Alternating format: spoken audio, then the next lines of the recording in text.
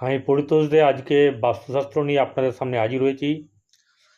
উত্তর দিক উত্তর দিক সবসময় যেন খোলামেলা থাকে, দরজা জানলা খোলা রাখেন।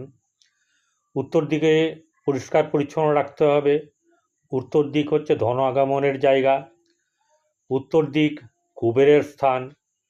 এই উত্তর দিকে কখনো হলুদ, লাল এই ধরনের কোনো পর্দা লাগাবেন না, রং করবেন না। এখানে নীল রং, কালো রং, সবুজ রং এই ধরনের রঙগুলো কিন্তু এখানে প্রযোজ্য।